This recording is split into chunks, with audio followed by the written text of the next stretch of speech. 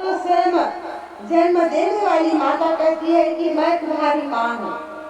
वह उसे एहसास कराती है कि मैंने ही तुमको जन्म दिया, मैं तुम्हारी माता हूँ। पिता भी एहसास कराते हैं कि मैं तुम्हारा पिता हूँ। तब जाकर के उस बालक को पता चलता है और उसके बाद धीरे धीरे संसारिक स्वजन, संसारिक परिवार संबंधी को देखकर वह उसमें भूल जाता है। लेकिन कहते हैं कि तुम रोते हुए तो आए हो, लेकिन ऐसा कर्म करो, ऐसा कार्य करो परिवार के प्रति, कुटुंब के प्रति, समाज के प्रति, अपने ग्राम के प्रति ऐसा अच्छा अपना व्यवहार बना करके रखो, अपना कर्म ऐसा करो कि जब प्राणी यहाँ से जाए, जब मनुष्य अपनों के बीच से जाए तो वो मनुष्य को पीड़ा हो और बिना कहे उनके आंख में, उनके स्मृति में, उनके याद में आंसू आ जाए। यदि तुम्हारे मन में दया नहीं है, प्रेम नहीं है, परोपकार नहीं है, तो वो चौपाया पशु और हम मानव में अंतर ही क्या है।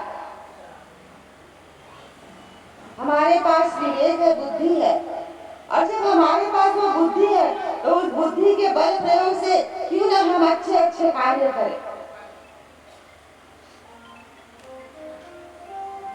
कहीं अन्य जाने की जरूरत नहीं है, अपने समाज में, घर में, परिवार में रहकर अच्छा कार्य करो। भागवत की कथा है,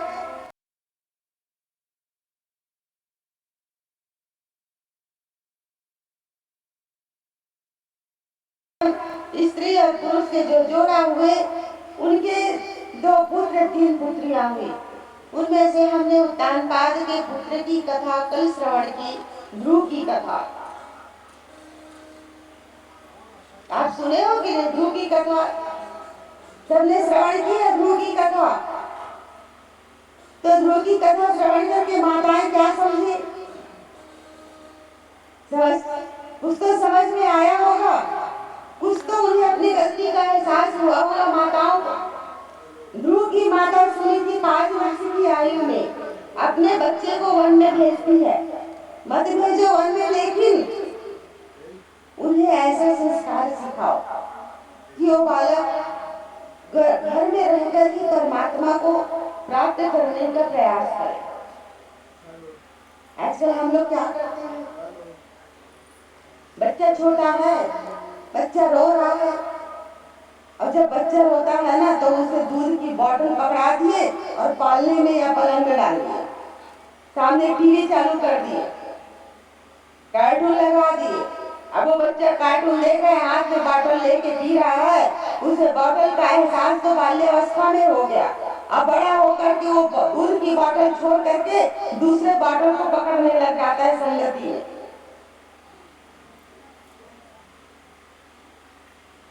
माताओं को विशेष ध्यान देना अपने बच्चों के प्रति, तभी तो ये कथा श्रवण का लाभ होगा कि हमें कैसे माँ बनना है, हमें कैसे पिता बनना है, हमें कैसे भाई बनना है, हमें कैसे मित्र बनना है, कैसे संबंधी बनना है, और सबसे बड़ी बात, हमें कैसे इंसान बनना है। हम इंसान बनना सीख गए, हम मनुष्य बनना सीख गए, तो समझो हमने कथा श्रवण किया है। मनुष्य जन्म लेकर मनुष्य बनना बहुत कठिन है, क्योंकि मनुष्य जन्म तो ले लिए लेकिन दुर्विचारों से घिरे हुए रहते हैं। इसी कारण हमें नाना प्रकार के कुरीतियां, नाना प्रकार की बुराई आती है। ऐसे ही मनु और शत्रुपा के दूसरे पुत्र हैं प्रियव्रत। प्रियव्रत जो है बहुत ही शक्तिशाली राजा हुआ, महान पराक्रमी और धर्म को मानने वाला। उनके घर में उनका पुत्र हुआ आविग्र, आविग्र के घर में हुए नाभि, और नाभि के घर में हुए नाभाग, नाभाग के घर में हुए ऋषभदेव, और ऋषभदेव के घर में हुए भरत। भरत जो है बाल्यकाल से अपने पूर्वजों के संस्कार से बहुत ही अच्छे राजा साबित हुए, लेकिन एक दिन उन्होंने सत्संग के माध्यम से सुना कि ये संसार संसार किसी काम का नहीं है। ये केवल ये जो मोह है ना, वो दुख का ही कारण है। और इस संसार से उनका मन विरक्त हो गया। सोचने लगे कि मैं अपना सारा राज्य अपने बच्चों को सौंप कर वन में चला जाऊं। और भरत जो है वन में आ गया। उन्होंने राज्य छोड़ दिया, महल छोड़ दिया। महल छोड़ करके नदी के किनारे, गंडकी नदी के किनारे आकर के कुटिया बनाकर रहने लगे। और कुटिया बनाकर रहने लगे। गंडकी नदी में रोज तर्पण करते थे, रोज पूजा करते थे। उनका काम ही था संसार से विमुक्त होकर के वन में नदी के किनारे बड़े प्रसन्नता से रहने लगे।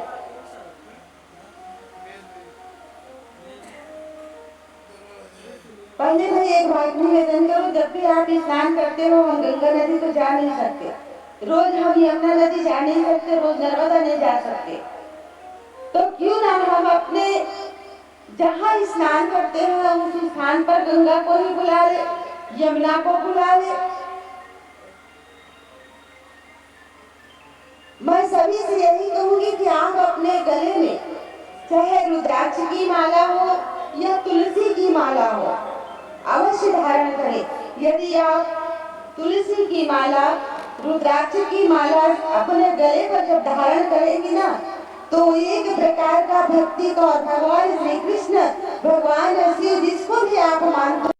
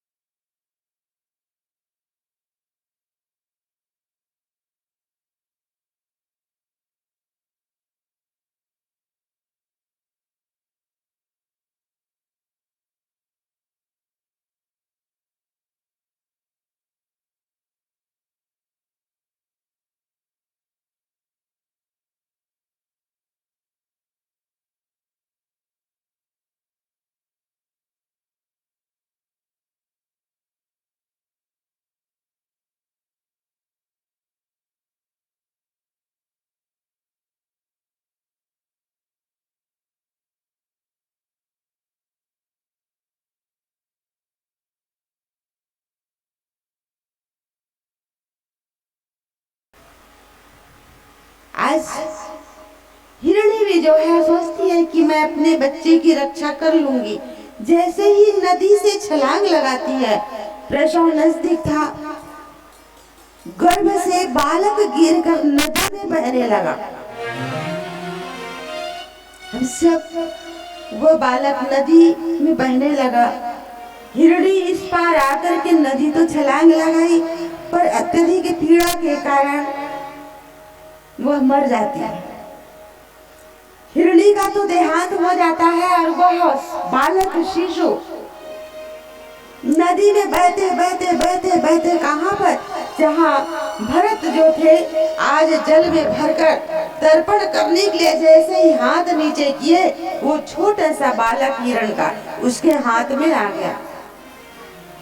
अब जब वो बालक उसके हाथ में आया, देखते हैं राजा भरत, अरे ये तो मृग छौना है, छोटा सा शावक है, हिरण का बच्चा है। आसपास देखने लगे, क्या इनकी माता हिरणी है पास में? उसे दिखाई नहीं दिया। एक पल के लिए भरत सोचने लगा कि मैं इसे नदी में डाल दूं। भरत सोचता है कि नहीं नहीं, मैं तो अपने पुत्र को त्याग दिया हूँ, घर को त्याग दिया, महल त्याग दिया, राज्य त्याग दिया, फिर क्या मुंह में पड़ूंगा? नहीं नहीं, मैं इसे नहीं रख सकता। पर एक ही पल वहां मानवता, इंसानियत जागती है।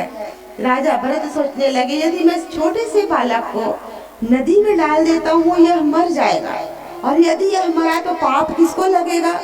मुझे ही लगेगा। नहीं नहीं, मैं इसको पाल लेता हूँ, छोटा सा है, बड़ा होगा न तो मैं वन में छोड़ दूंगा। और भरत जो है उस शावक को लाकर पालने लगा, और जब वो पालने लगा, दूध पिलाने लगा, उसकी सेवा करने लगा, तो उसके अंदर एक पिता की ममता जाग गई। सब छोड़ने के बाद भी आज फिर से पिता बन गए। किसके पिता बन गए? हिरण। अब ऐसा हो गया, इतना प्रेम हो गया उसको कि दिन और रात केवल वह मृग छौना मेरा शावक यही कहता रहा। पूजा भूल गया, संगत सत्संग भूल गया, कथा भूल गया। जो 4 बजे ब्रह्म मुहूर्त में नदी में स्नान करता था, अब वह सूर्योदय के बाद स्नान करने जाने लगा। उनका क्रिया ही बदल गया। जब वह भगवान की प्रार्थना करता था, स्तुति करता था, कीर्तन करता था, तो उस बालक को गोद में लेकर के करता था। बालक मृग जो था बड़े ध्यान से सुनता था, लेकिन पशु तो पशु है, स्वभाव बदला नहीं जा सकता। कहते हैं ना, देखो सही बात है, देखो आप शेर को देखेंगे, शेर 1 सप्ताह भूखा रख लो, शेर को 1 सप्ताह भूखा रखो, और उसके बाद उसको हरी घास दे दो, दाल चावल दे दो, दूध दे दो, शेर कभी नहीं खाता। गाय को 1 सप्ताह भी भूखा रखोगे ना, मांस रखोगे तो भी नहीं खाएगी गाय, केवल हरी घास खाती है, बदले में मीठा दूध देती है। और एक मनुष्य है जो मांस भी खा जाए, घास भी खा जाए, और जरूरत पड़ने पर मनुष्य का खोपड़ी भी खा जाए। ऐसा है मनुष्य, सब पचा जाते हैं।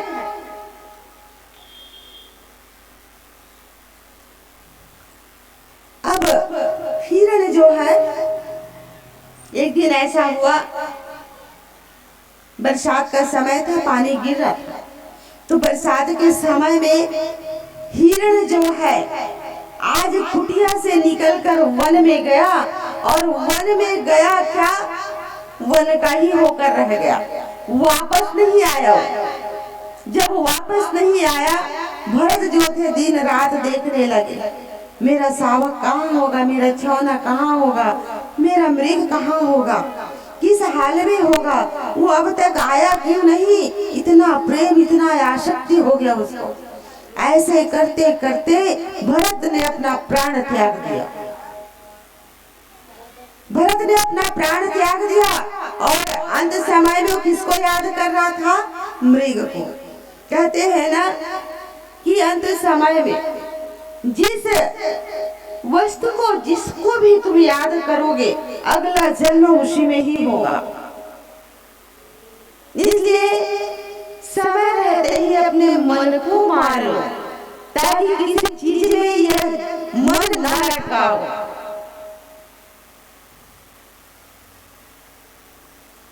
एक बार की बात है, एक बुजुर्ग थे, बाजार गए। जब बाजार जाने लगे तो बहू कहने लगी कि पिताजी झाड़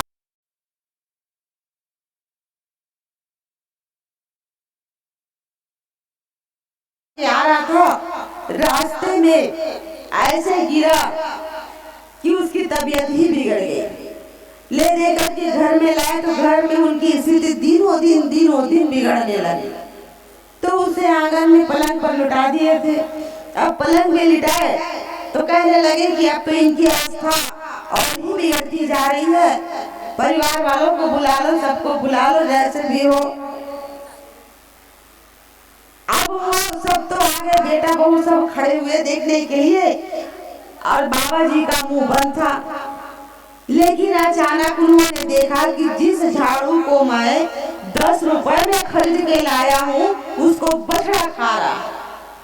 अब बछड़ा खाया तो बोली तो स्पष्ट नहीं थी, बा बा बा बा बा चिल्लाने लगा। अब बा बा बा बा बा चिल्लाए, बहू समझ गई, बोले पिताजी तो बोलना बंद किए थे, हो सकता है संपत्ति बता रहे होंगे। बेटा को बुलाए, बोले काम करो, डॉक्टर बुला लो, बोले इंजेक्शन लगवा देते हैं। डॉक्टर कहने लगा इंजेक्शन का 2000 का आएगा, 2000 का इंजेक्शन आएगा और कुछ ही क्षण बात कर सकता है। बहू बेटा सोचने लगे, अरे बोले 2000 तो जाएगा लेकिन लाखों की संपत्ति का पता भी तो चलेगा। अब 2000 दे दिए इंजेक्शन लगाने के लिए। अब इंजेक्शन जैसे ही लगा, इंजेक्शन ने असर दिखाया। बाबा थे, कहने लगे, बाबा बोलना छोड़ के बोले, अरे तुम लोग मेरा मुंह क्या देख रहे हो? अरे बछड़े को देखो, झाड़ू को खा रहा है। अब चले गया। अब 2000 के इंजेक्शन किस काम आया? बछड़े को बताने के। जिसमें मन लटका रहता है, मन अटका रहता है, कहते हैं कि अगला जन्म उसी में होता है। भरत का मन किसमें अटका था? मृग छावना में, मृग में। उनका अगला जन्म हुआ मृग का। देखो भरत थे, सब कुछ त्याग दिए लेकिन आसक्ति नहीं त्याग सके, वात्सल्य ममता नहीं त्याग सके। और इसी ममता के कारण, पशु से प्रेम करने के कारण, पशु की ममता के कारण आज वो अगला जन्म उनका हिरण के रूप में हुआ। उसे मालूम था अपने अगले जन्म के बारे में, और जब उसे मालूम था अगला जन्म, मेरा पिछला जन्म मैं राजा भरत था, लेकिन आसक्ति के कारण, प्रेम के कारण, मैं मोह के कारण मुझे हिरण बनना पड़ा। हिरण पशु योनि में रहकर भी भरत एकादशी व्रत करते थे। देखो पशु है, मृग वह एकादशी का व्रत करते, और वो भी कैसे एकादशी का व्रत? सूखा पत्ता खाकर, केवल सूखा पत्ता खाते थे और एकादशी का व्रत करते थे। इसके प्रभाव के कारण उनका अगला जन्म एक श्रेष्ठ ब्राह्मण के घर में हुआ। तीसरा जन्म है भरत का। जब श्रेष्ठ ब्राह्मण के घर में जन्म लिए, भरत सोचने लगे, मैं राजा था, आसक्ति में पड़कर, मोह में पड़कर बुद्धिमान बन गया था, फिर मुझे मृग पशु बनना पड़ा। अच्छे कर्मों के कारण पशु से पुनः आज मुझे फिर से मानव का जन्म मिला है। इस बार मैं कोई भी अपना बुद्धिमानता नहीं दिखाऊंगा। और उनका नाम रखा गया फिर से भरत। लेकिन इस बार जब भरत का जन्म हुआ तो मौन रहने लगे, किसी से बात करते नहीं थे, चुपचाप रहते थे। पढ़ने भी भेजते थे तो पढ़ाई में भी उनका ध्यान नहीं लगता था। वो मानो बुद्धिमान बनना ही छोड़ दिए। बोले इस बार तो मैं मूर्ख से मूर्ख जिंदगी जीऊंगा, क्योंकि उनका दिमाग ठिकाने पे आ गया था एक बार पशु बनने के बाद। हम तो 84 लाख योनियां भटक करके आए, फिर भी बुद्धि हमारी अभी वही की वही अटकी माया। लोग उसको जड़ भरत कहते थे। कोई भी उठा के कुछ भी काम करा दे, वह ब्राह्मण पुत्र सभी का काम कर देते। कई लोग तो उससे मजाक करते थे, बासी भोजन दे देते थे। कई बार तो उसे सड़ा गला भोजन दे देते थे, तो भी बड़े प्रेम से खा लेते थे, कुछ भी नहीं। घर में रहते थे। एक बार उनकी भाभी ने कहा कि बोले अरे जय भरत एक काम करना, घर में पानी भर देना। अब घर में पानी भर देना, जय भरत बाल्टी से पानी ला के पूरे घर में पानी डाल दिया।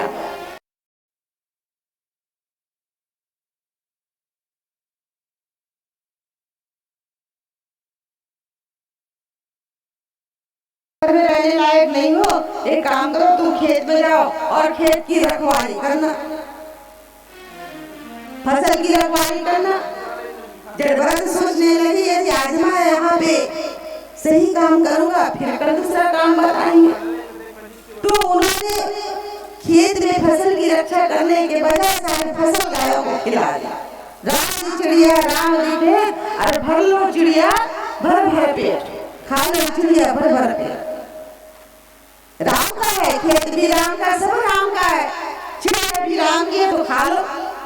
भाई ने कहा काम करना, मेड़ के पास में मिट्टी ला के रख देना ताकि पानी बाहर ना जाए। उन्होंने ऐसा गड्ढा किया कि भाई शाम को देखने आए गड्ढे में गिर गए। भैया भाभी दोनों परेशान, बोले घर से बाहर निकलो, निकम्मा हो कुछ कमाते तो हो नहीं, केवल अनाज खा खा के मोटे तगड़े हो रहे। अब निकल गया भर, जड़ भर निकल करके जंगल में रहने लगा। सूखा पत्ती मिले उसको खा ले, हरा पत्ती मिले उसको खा ले, फल मिले उसको, जो भी हो उनका मानना था कि ये भूख है और भूख शांत करना है, पेट भरना है तो कुछ भी खा लो। एक बार झाड़ी के नीचे बैठे हुए थे तो एक भील राजा थे। जिस भील राजा की कोई संतान नहीं थी, उन्होंने माता जगदम्बा से कहा कि मैया यदि मेरे घर में संतान होगी तो मैं नर बलि चढ़ाऊंगा। भील राजा कहने लगे कि यदि मेरे घर में संतान होगी तो मैं नर बलि चढ़ाऊंगा, और संयोगवश उस भील राजा के घर में पुत्र का जन्म होता। भील राजा बहुत खुश हुए कि मैया ने मेरी इच्छा पूरी कर दी। अब जब इच्छा पूरा हुआ तो बोले जाओ ऐसे मनुष्य को पकड़ के लाओ, ऐसे नर को पकड़ के लाओ जो अपंग ना हो, किसी प्रकार का उसमें कोई बाधा ना हो। भील के सेवक गए, जब देखे कि अरे ये तो भरत है, इनका तो आगे पीछे कोई है नहीं, और उन्हें ही पकड़ के ले आए। जब उन्हें ही पकड़ कर ले आए, उन्हें निहलाया गया, नए वस्त्र पहनाए गए और बड़ा सा थाल लेकर उनमें अनेक प्रकार के व्यंजन सजा करके भरत को खिलाते। भरत बढ़िया प्रेम से बैठा है, चलो निहला तो रहे हो, भोजन भी भरपेट कर ली उन्होंने। भील सेवक कहने लगे कि कैसा इंसान है, अभी इसकी बलि चढ़ने वाली है, इसकी बलि दी जाने वाली, फिर भी बड़ा प्रेम से भोजन कर रहा है, बड़े शांत भाव से बैठा है। उसके बाद भोजन करने के बाद उसे उस स्थान पर लाया जाता है जहाँ उसे बलि दी जानी है। बलि वहां बुला करके भील राजा कहने लगे कि अपना सिर नीचे करो। माता जगदम्बा के पास में जब भरत का सिर नीचे कर दिया गया। आज जब भरत को मालूम था कि अब मेरी बलि देने वाले हैं, उन्होंने अपना सिर नीचे कर दिया, घबराया नहीं। माँ जगदम्बा के सामने अपना सिर नीचे किए और भील राजा हाथ में खड़ग लेकर के और जैसे ही आते हैं बोले अब इसका वध करना है और इसके खून के टीका मैया को लगाना है। तो जैसे ही उन्होंने खड़ग उठा करके तलवार जैसे उठाई और उठा करके भरत के सर पर डालने वाले थे, गर्दन पर डालने वाले थे, उसी समय माता जगदम्बा पत्थर की मूर्ति फोड़ करके प्रकट हुई। प्रकट होकर के भील राजा के तलवार हाथ में लेकर उसी का गला काट दिए। प्रेम से बोलिए आते शक्ति माँ जगदम्बा भवानी की राधे राधे। आइए भजन माँ जगदम्बा की स्तुति कर ले, तत्पश्चात आगे जी का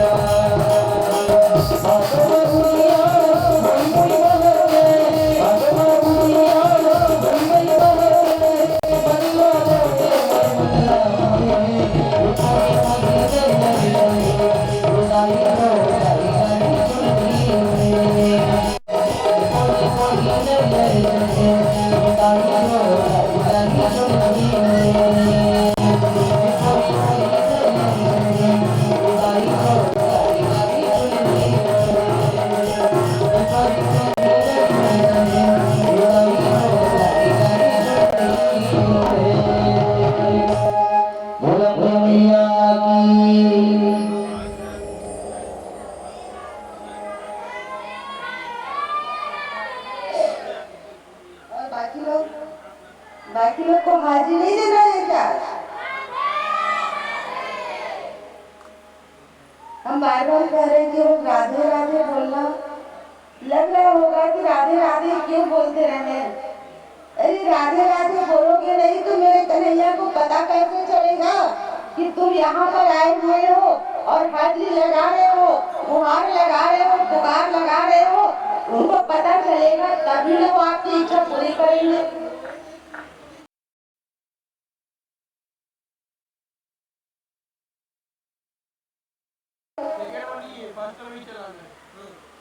हाजिरी लगवाते थे कि नहीं सर? क्यों लगवाते थे कि बच्चा स्कूल आया है कि नहीं आया? ये तो कान्हा का दरबार है, राधा मैया का दरबार है, जहाँ आप सब राधा रानी के गोद पर बैठे हुए हैं।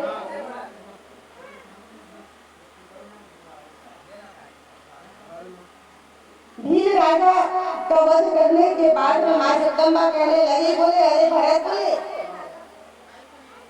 क्या तुम्हें डर नहीं लगा? तुमने विरोध क्यों नहीं किया? तुम सहज से यहाँ आकर और बलि देने के लिए क्यों बैठ गए चुपचाप? भरत कहने लगे, मैया मैंने सुना है कि माँ कभी अपने बच्चों का हित नहीं करती। जब माता अपने बच्चों के संकट को दूर करती है तो मैं क्यों घबराऊं? मैं तो माँ के पास ही बैठा हुआ, मुझे पूरा भरोसा था माँ आप पर। और जब आप पर भरोसा है तो मेरी रक्षा तो आप करोगी, तो मुझे डर किस बात का? वहां से प्रणाम करके भरत जब वापस आते हैं, भरत का तीसरा जन्म है, जब भरत वापस आते रहते हैं तो एक राजा थे जो पालकी पर बैठ करके और गुरु बनाने के लिए, गुरु दीक्षा लेने के लिए जा रहे थे कपिल मुनि के आश्रम। 4 कहार पकड़े हुए थे पालकी को। रास्ते पर एक कहार का पैर लगने के कारण उसे बाहर निकाल दिया गया। अब 3 कहार में पालकी तो उठा नहीं पाते थे ढंग से, 3 कहार चल रहे थे। तो जब 3 कहार चलते थे तो राजा को परेशानी हुई, बोले अरे पालकी ढंग से ले क्यों नहीं रहे हो? मुझे पीड़ा हो रही है। बताया गया कि महाराज बोले एक पालकी में 3 लोग ही सवार बैठे हुए पकड़े हुए हैं, एक तो है ही नहीं। बोले काम करो, किसी को भी उठा के ले आओ, राजा है। लोगों ने देखा, फिर भरत को पकड़ के ले आए। चला गया भरत चुपचाप। बोले सामने का पालकी उठाओ। पालकी उठाए। अब भरत की प्रक्रिया थी कि जब वो चलते थे तो पैर में कोई चींटी ना आ जाए, कोई जीव ना आ जाए, मेरे द्वारा किसी की हत्या ना हो, तो वो ना कूद कर चलते थे। अब जब कूद कर चलते थे ना तो राजा का जो सिर था ठक ठक लगता था। राजा को लगा गुस्सा, बोला तुम्हें मालूम नहीं मैं राजा रणुगण हूँ? तुम लोग इतने मूर्ख हो? बोले सही ढंग से पालकी भी नहीं उठाया जाता। कहार कहने लगे महाराज हम तो ठीक ही उठाए हैं, ये जो नया आया है ना कहर, वही कूद कर चलता है जिससे आपको परेशानी होती है। अब रघुवीर राजा कहने लगे, झाँक के देखे पालकी से, बोली इतना मोटा तगड़ा है, दिखने में हंसते फूलते है, फिर भी तू ढंग से पालकी नहीं उठा सकता? आवाज जैसे ही भरत ने सुनी, उस आवाज को सुनकर ही भरत को लगा ये तो मेरा मृग छाना है, ये तो मेरा मृग शावक है, जिसका जन्म आज मनुष्य के रूप में हुआ और ये राजा बना है। राजा क्यों बना? पशु था, लेकिन राजा क्यों बना? सत्संग के कारण। पशु योनि त्याग कर राजा बना सिर्फ सत्संग के ही कारण। और उसी सत्संग, देखो भरत के संग में हिरण था, राजा बन गया। हिरण के संग में राजा थे, पशु बने, पशु से फिर इंसान बने। ये है सत्संग की महिमा, संग की महिमा। इसीलिए कहते हैं कि जैसा संग करोगे वैसा ही रंग लगेगा। जिसकी संगत जैसे करोगे, अच्छों का संग रखोगे तो ज्ञान मिलेगा, बुरों का संग करोगे तो बुरा फल भी मिलेगा। आप शराबी के साथ में चलो, एक दिन आपको अच्छा कहेंगे तो तीसरे दिन लोग कहेंगे देखो शराबी के साथ चल रहा है, ये भी शराब पीता है। जुआरी के साथ चलोगे तो आप जुआरी कहलाओगे। जैसा आप जिसके साथ चलोगे वैसे ही आप कहलाओगे। कई लोग क्या करते हैं, नवयुवक लोग, बच्चे लोग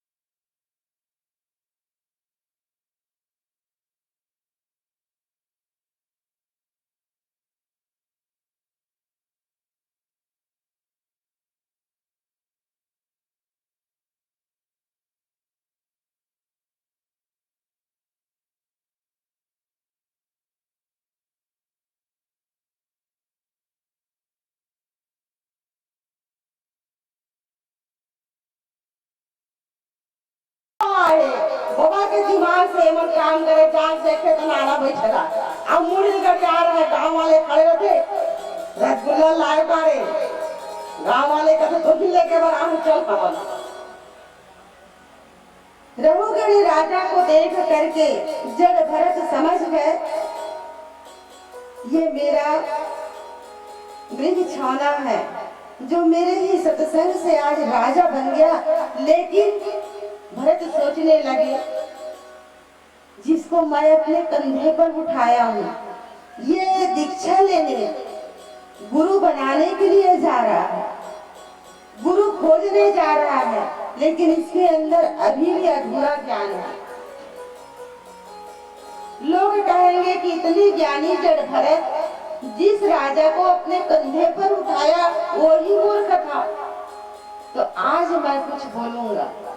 आज भरत जो है कहने लगे कि राजा, तुम जो कह रहे हो कि तुम मोटे हो, हष्ट पुष्ट हो, ये तो शरीर का धर्म है, आत्मा इस शरीर से अलग है। और आप दूसरी बात, आप गुरु खोजने जा रहे हो। अरे यदि आप योग्य शिष्य हो तो गुरु खोजने की आवश्यकता नहीं है, गुरु आपको खोजते हुए आ जाएंगे। इतना सुनना था कि रघुगण राजा पालकी से नीचे कूदे और नीचे कूद करके भरत के चरण पकड़ लिए। बोले आप साधारण मनुष्य नहीं हो, आपकी वाणी में ही वो दिव्यता है, वो शक्ति है जिसे सुनकर मुझे लगा कि आप ही मेरे गुरु बनोगे। भरत कहने लगे, मैं गुरु बनने की योग्य नहीं हूँ, मैं मूर्ख हूँ, मुझ में कोई ज्ञान नहीं है, मैंने विद्याधन नहीं किया है, मैंने कोई किसी का कल्याण भी नहीं किया है, मुझ में कोई भी ज्ञान नहीं है। रघुगण राजा उन्हें प्रणाम कर कहने लगे कि आज से ही आप मेरे गुरु हो और लौट के वहां से आ जाते। कहने का मतलब, चाहे कितना भी पढ़ाई कर लो, कितनी भी कथा श्रवण कर लो, कितना भी सत्संग कर लो, यदि हृदय पर राम के प्रति, मेरे कृष्ण के प्रति जब तक आपके मन में वो भाव नहीं आता। कई लोग कहते हैं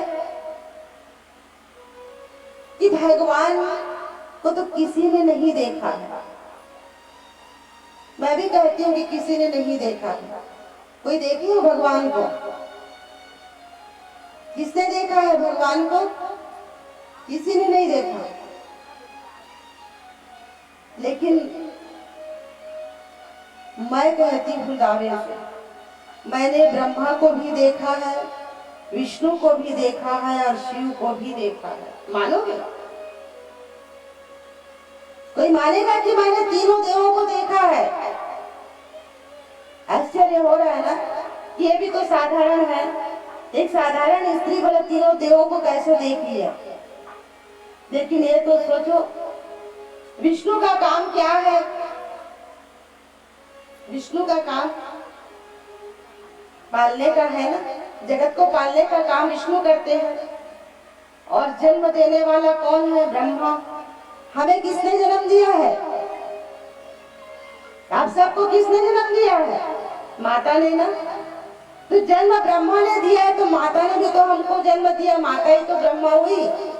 पालन करने वाले कौन है? विष्णु। और हमें कौन पाला है? पिता ने ना।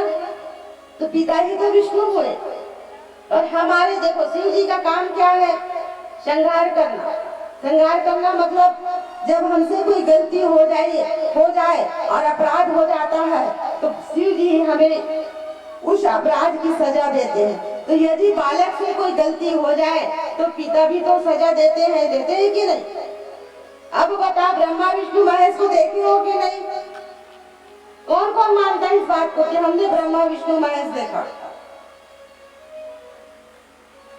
अभी भी कोई नहीं मान रहे। एक भैया हाथ उठाई, पड़ोसी देख के हाथ उठा लो, अच्छा लगेगा। नहीं तो मुझे भी लगेगा कि मैं साबित नहीं कर पाई कि ब्रह्मा विष्णु महेश को देखे। आज के बाद यदि कोई सवाल करे और ना भी करे तो कहना हम ब्रह्मा विष्णु महेश को देखे हैं, जो कि माता पिता से बढ़कर और कोई देवता नहीं है। जिसने इस बात को जान लिया कि माता पिता ही सर्वश्रेष्ठ देवता है। हर एक बात निवेदन करूं,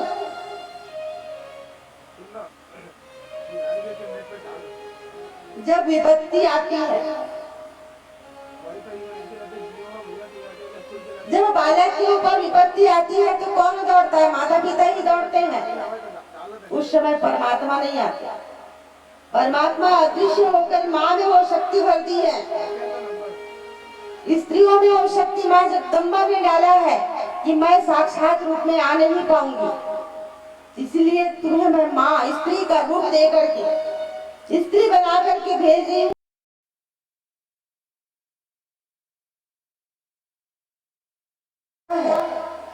सहनशीलता, स्त्रियों में सहनशीलता होता है, पुरुषों में इस बात की कमी है। इसीलिए तो कभी कभी नारायण को भी अफसोस होता है कि मैंने स्त्री क्यों बनाई। स्त्री में वो सहनशीलता है कि स्त्रियों का मान ज्यादा बढ़ गया है। एक बात की ही कमी है पुरुषों में, वो है सहनशीलता, और स्त्रियां सहनशीलता की देवी है। जागो माताओं बहनों देवियों जागो। अब जागने में ये मतलब नहीं है जागोगे ना तो ही ना ईश्वर मिलेंगे, जागोगे नहीं तो ईश्वर कहाँ से मिले। जागना है। जाने तब ही जीव जग जागा, जब सब विषय विलास विरागा। जागने से ईश्वर मिलते हैं, जागने से माँ जगदम्बा का प्राकट्य होता है। लेकिन जागेंगे कैसे? रात में चाय पीकर मंजन घिसकर जागते रहोगे तो नहीं मिलेंगे परमात्मा। जागने का मतलब है नींद में सो जाओ, लेकिन अपने अंदर के उन अवगुणों को त्याग करके जागना है। अपने भीतर का जो विषय, जो विलास, जो वासना है, यदि वो नष्ट होता है तो समझो हम जाग गए। हमारे अंदर अभी ये विकार है, न जाने ये कब नष्ट होगा। धीरे धीरे नष्ट होता है, इतना जल्दी नहीं।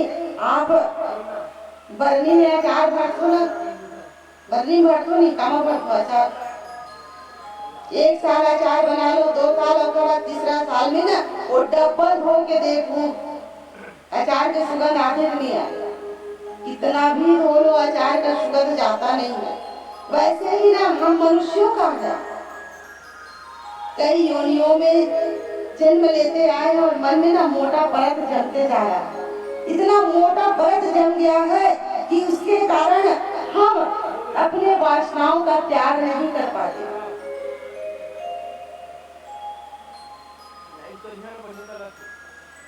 एक युवक थे, उन्होंने सुना कि गांव में एक महात्मा है, उसके पास में पारसमणि है। पारसमणि का काम क्या है? लोहे को छू करके सोना बना।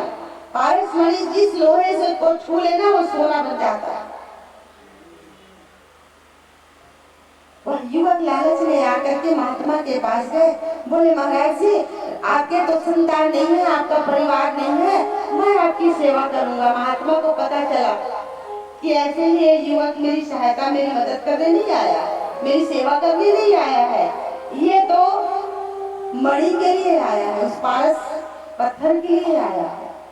फिर भी महात्मा कहने लगे कोई बात नहीं बेटा, तुम रह जाओ। कुछ दिन उन्होंने सेवा की और एक दिन उन्होंने पूछा बाबा मैंने सुना है आपके पास तो पारस पत्थर है। बोले हाँ तुमने सही सुना है बेटा, मेरे पास पारस पत्थर है। बाबा क्या मुझे दोगे? मैंने सेवा की है ना। बाबा मुस्कुरा कर बोले उसकी मुझे आवश्यकता भी नहीं है। अच्छा मैं स्नान करके आता हूँ, फिर वो पारस पत्थर तुम्हें दे दूंगा। महात्मा स्नान करने चले गए, लेकिन वह युवक उतावला हो गया। बहुत देर हो गए, महात्मा आ नहीं रहे हैं। छोटी सी कुटिया थी, उस कुटिया को छान मारा, पूरे घर से उधर बिखेर दिया। पारस पत्थर ना मिले, तो जब पारस पत्थर ही ना मिले, जो युवक बड़े प्रेम से और शांत भाव से जो बाबा की सेवा करते थे, आज जब उसे नहीं मिला ना तो क्रोध में आ गया। जैसे ही बाबा स्नान करके आए, बाबा से कहने लगे बाबा महात्मा होकर के झूठ बोलते हो? महात्मा कहने लगे बेटा मैंने झूठ नहीं बोला है, तो बोले मैंने कुटिया देख डाली, पारस पत्थर कहीं नहीं मिला। अच्छा, बाबा कहने लगे बेटा थोड़ा सा तो इंतजार कर लिया होता, मैं तो आ ही रहा था। बालक कहने लगा आ गए हो तो अब तो दो, है तो, मुझे तो लग रहा है कि झूठ बोल रहे हो। बाबा मुस्कुराते हुए, एक रस्सी बंधी हुई थी जिसमें छोटा सा लोहे की डिब्बिया था, उस लोहे की डिब्बिया में वो पारस पत्थर था। अब उस लोहे की डिब्बिया को जैसे उस युवक को देने लगे, वह युवक पीछे हट गया, बोला बेवकूफ समझ रखे हो क्या बाबा, तुम ही कहते हो कि पारस पत्थर का काम है लोहे।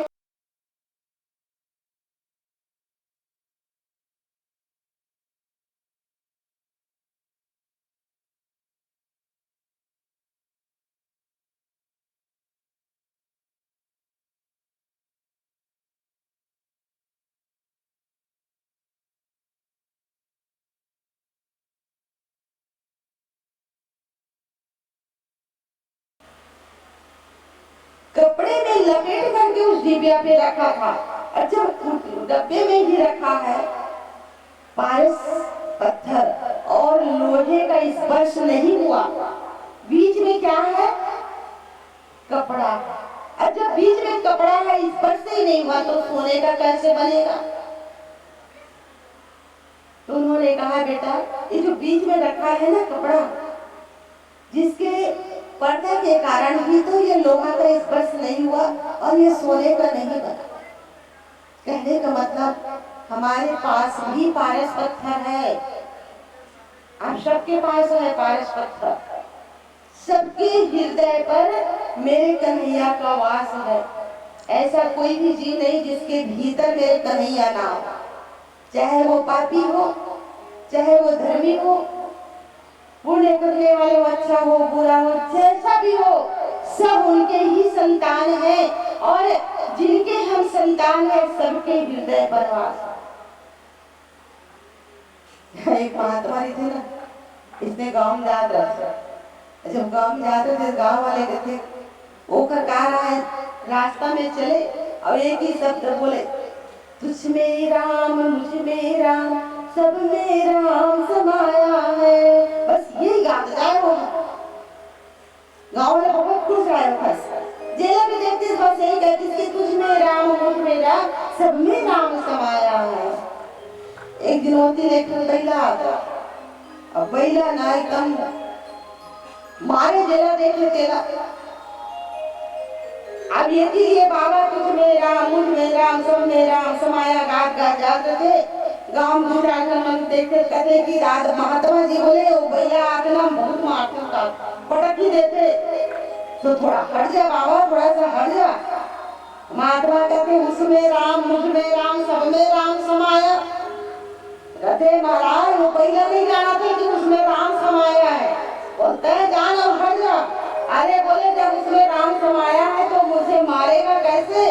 अब महात्मा अकड़ के जाग रखे उसमें राम मुझ में राम सब में राम समाया, पहला आते हाथ पड़ा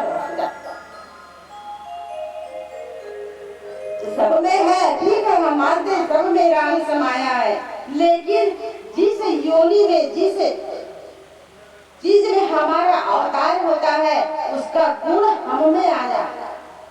पशु में जब जन्म लेते हैं तो पशु का गुण उसमें आता है।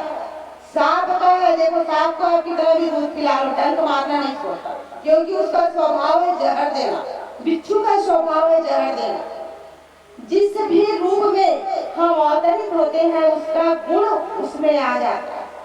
महात्मा जी समझाने लगे कि बेटा बोले हम सब में राम तो समाये है, लेकिन क्या है माया रूपी जो आवरण है हृदय के बीच में ना आवरण बन गया है। माया और मायापति कृष्ण और माया के बीच में ये आवरण, अब जिसके हमारे भीतर जब माया का आवरण बन चुका है तो कन्हैया तक पहुंचने में देरी तो होगी, और जब कन्हैया तक हम पहुंचे नहीं है तो हमारा यह शरीर जो दुर्गुणों से भरा हुआ है लोहे का है, वो फिर सोने का कैसे बन सकता है। जिस दिन हमारे भीतर से यह माया का आवरण मोह, लोभ, काम, क्रोध का आवरण जैसे हटता है, वैसे ही हमारे शरीर रूपी जहाँ हृदय पर परमात्मा है उसका स्पर्श होगा और यह शरीर कंचन का, हमारे सोने का बन जाएगा। क्या बोलना है?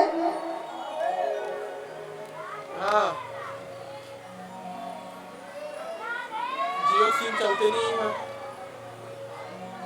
मजा नहीं आ रहा, भाव नहीं लग रहा है। आप लोग राधे राधे बोलते, भाव नहीं लगा, ऐसा लग रहा है नवरात्रियों पास में उठ के बैठ के आ गया। भोजन करके आए हो सभी? आए हो तो बताओ ना जी राधे राधे बोल के।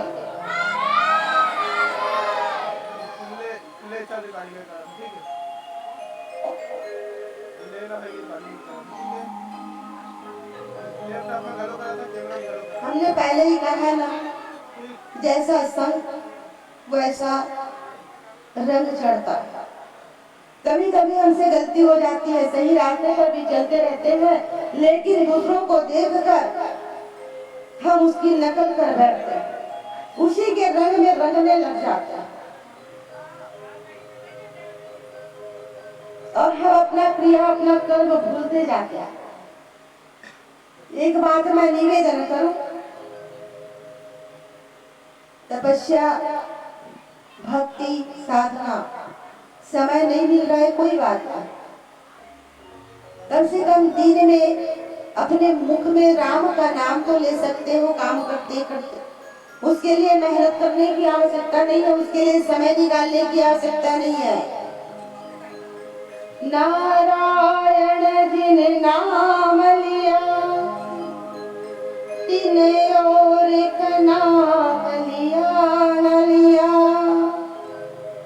अमृत पान किया घट भीतर, गंगा जल पान किया न किया।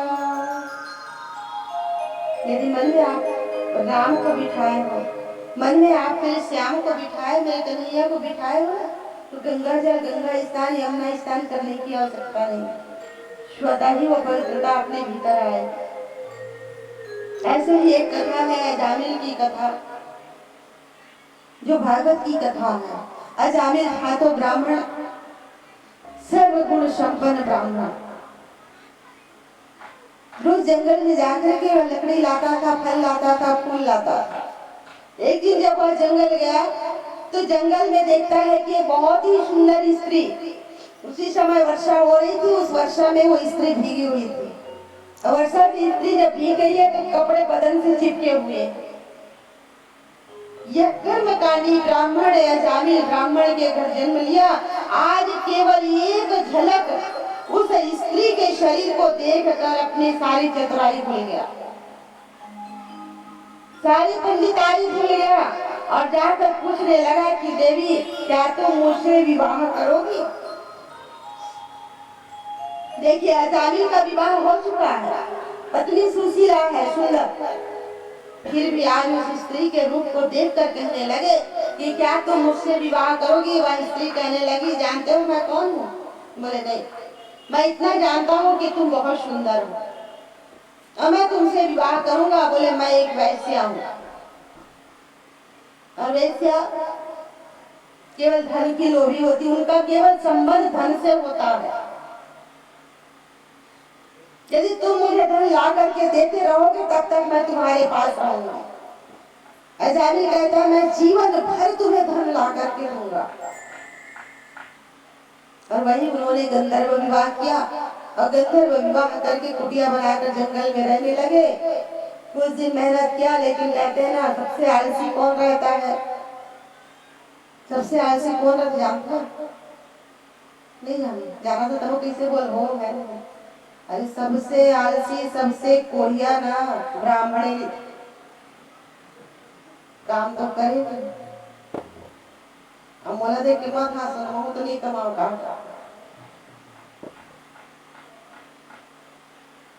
अब ब्राह्मण ठहरा, कुछ तो काम किया नहीं था, केवल शंख घंटी बजाने वाले ब्राह्मण कितना मेहनत करता। तो चोरी करना सीख गया। अब चोरी के साथ साथ वह हत्या भी करने लगा। इतना पापी हो गया अजामिल। दिन रात वह चोरी करता, डकैती करता, हत्या करता और पैसा ला करके उस स्त्री के हाथ में देता। अब जब उस स्त्री से उसने विवाह किया तो 9 संतान हुए। 10वां गर्भ में था। एक दिन अजामिल चोरी करने गया हुआ था। उसी समय कुछ महात्मा आए। जब कुछ महात्माओं ने इधर उधर देखा, जंगल में एक कुटिया है। कुछ गांव वाले लकड़ी बीनने आए थे। उन्होंने कहा, उनसे पूछा कि बोले इस वन में यदि कोई होगा तो बताओ यार, गांव में हम जाएंगे, भूख लगी है। गांव वालों ने जानबूझकर बता दिया अजामिल का पता। महात्मा अजामिल की कुटिया में आए और जब अजामिल की कुटिया में आते हैं तो उनकी स्त्री थी। उनकी स्त्री ने कहा कि बोले पका हुआ भोजन करोगे कि कच्चा भोजन करोगे? महात्मा उस समय उनका स्पर्श नहीं हुआ था, दूर थे। उन्होंने कहा हम पका हुआ भोजन करेंगे। अजामिल की पत्नी भोजन पका करके दी। अब जैसे भोजन उन्होंने पकाया, एक महात्मा भोजन किए और जैसे उन्होंने भोजन किया उसके मन में भावना आई, मैं साधु बनकर क्यों घूम रहा हूँ? देखो, मात्र भोजन किए थे, अन्न का वो कण जैसे भीतर गया, साधु के मन में आया कि मैं क्यों जंगल जंगल भटक रहा हूँ? ये घेरवा वस्त्र पहन लिया हूँ, हाथ में कमंडल लेकर, लाठी लेकर क्यों भटक रहा हूँ? मुझे तो गांव में होना चाहिए, घर गृहस्थी बताना चाहिए। उसके उस भाव को देखकर दूसरा जो महात्मा थे भोजन नहीं किए। बोले इस महात्मा ने भोजन किया, इनके मन में ये भावना आ रही है, कहीं ये स्त्री कोई ऐसी स्त्री पतिता तो नहीं है, व्यभिचारिणी स्त्री तो नहीं है। महात्मा ने जवान में बंद करके देखी। बोले अरे तो पतिता स्त्री है, ये तो एक वेश्या है। जैसे ही कहा उसी समय वह महात्मा भी जो थे जिन्होंने भोजन किया था, तुरंत उन्होंने पूरे अन्न जितने खाए थे सबको बाहर निकाल दिया उल्टी कर और कहने लगे कि तुम्हें तो इतना सोचना था हमें भोजन देने से पहले, तुमने तो हमें भी अपवित्र कर दिया। दूसरे महात्मा कहने लगे महात्माओं का काम क्या है?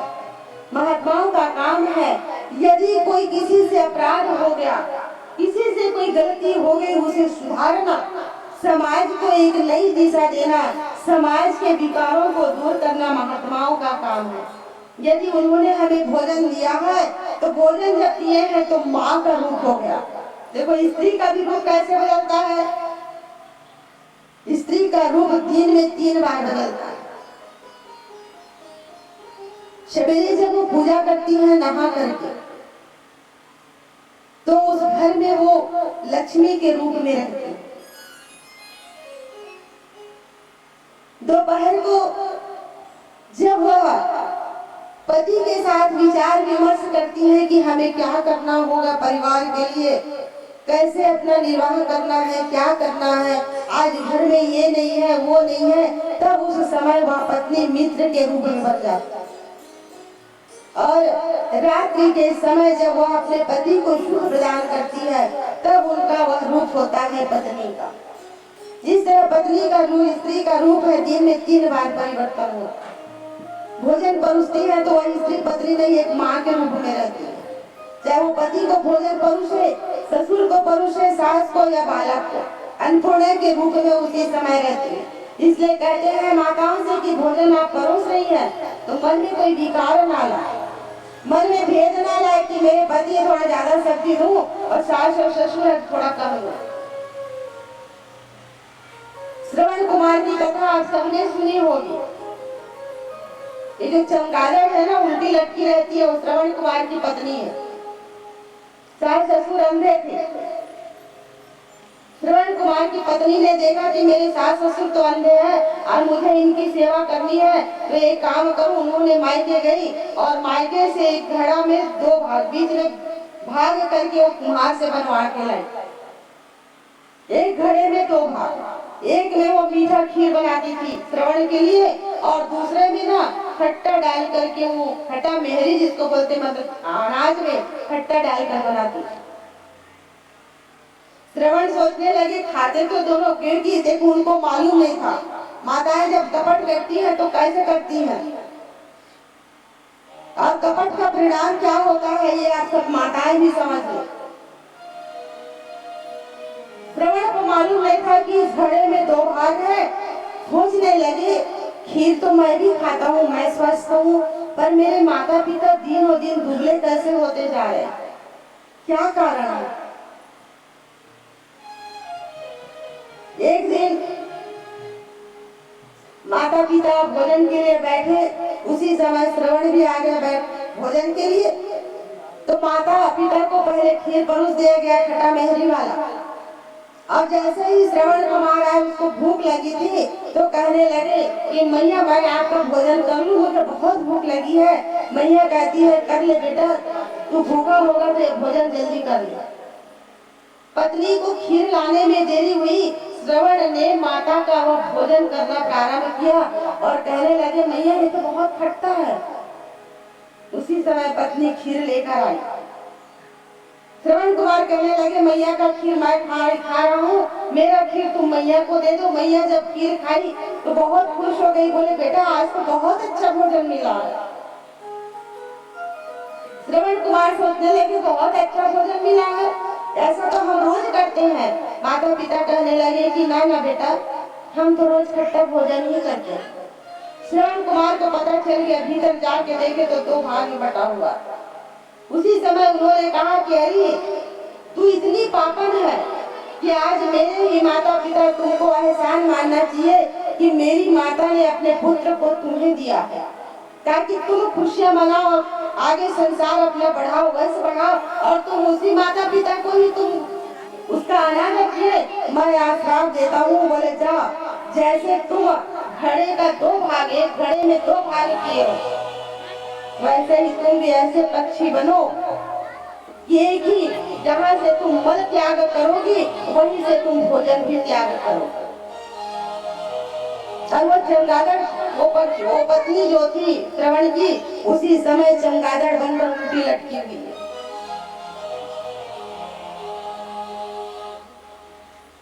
महात्माओं ने भी सोचा कि हमारा काम है जगत के बुराई, जैसे कि जब बरसात होती है और बरसात में नाली का पानी पूरा बह जाता है, नाली साफ हो जाता है, वैसे ही बोले हम महात्मा भी तो वैसे ही हैं। समाज की गंदगी दूर करना, परिवार की, ग्राम की, गांव की, सभी जगह की गंदगी को दूर करना महात्माओं का काम है। लेकिन महात्मा सही होना चाहिए भाई, ऐसा नहीं कि महात्मा गेरुआ वस्त्र पहन करके आ गए और गाँव में आकर कहने लगे भैया हमें इतना दो, हमें उतना दो, नहीं तो ऐसा हो जाएगा वैसा हो जाएगा। ऐसे यदि ब्राह्मण आए, ऐसे महात्मा आए तो उसे पानी भी मत देना। महात्मा कहने लगे हमने अन्न खाया है तो बदले में हमें कुछ न कुछ तो देना होगा। एक महात्मा बोले माता जी गर्भवती है तो उनका ही कल्याण करेंगे। उसी समय अजामिल आया, अजामिल आकर पूछने लगा कि अरे देवी ये तुम्हारे मैके वाले हैं क्या? बोले मैके वाले नहीं, ये महात्मा। अजामिल को महात्मा कहने लगे कि अजामिल हमने आपके घर का भोजन किया है, अब दक्षिणा भी दे दो। अजामिल क्रोध में आ गया, एक तो मेरे अनुपस्थिति में तुम लोगों ने भोजन भी कर लिया, अब तुम लोग दक्षिणा भी मांग रहे हो। मैं दक्षिणा देने वाला नहीं हूँ। अजामिल कहते हैं हम ऐसा दक्षिणा नहीं मांग रहे, हमें पैसा या धन का दक्षिणा नहीं चाहिए। अजामिल कहते तो क्या चाहिए? बोले देखो, बोले ये माता जी है ना तुम्हारी पत्नी गर्भवती है और जब ये बालक का जन्म होगा इसका नाम नारायण रख लेना। अजामिल हंसता है जोर जोर से, तुम्हें कैसे मालूम कि हमारा लड़का ही होगा? बोले महात्मा है, इतनी तो शक्ति है कि हम कोई फर्क में आ जाए। अच्छा महात्मा ये तो बताओ, हम अपने पुत्र का नाम नारायण रखेंगे तो तुम लोगों को क्या लाभ होगा? अजामिल पूछते हैं कि तुम लोगों को लाभ क्या होगा? बोले महाराज, महात्मा कहने लगे जो तुम दिन और रात नारायण नारायण कहोगे ना तो हमारे प्रभु का स्मरण होता रहेगा और तुम्हारा भी कल्याण होगा। अब जब उनका बालक हुआ उनका नाम तो नारायण रख दिए। अब नारायण जब रखे तो दिन रात नारायण नारायण नारायण पुकारता था। वो छोटा बेटा था, बहुत ज्यादा प्यारा हो गया। पापी था। एक दिन यमदूत लेने आए और जब यमदूत लेने आए भयंकर विशाल काय शरीर यम पास लेकर के आए, अजामिल घबरा गया। जब अजामिल घबराया, माँ ने डर के चिल्लाने लगा, नारायण, ए नारायण नारायण। बालक तो खेलने गया था, नारायण नहीं आया बल्कि नारायण स्वयं अपने दूत को भेज दिए। बोले जा, अजामिल मुझे पुकार रहा है। इसीलिए कहते हैं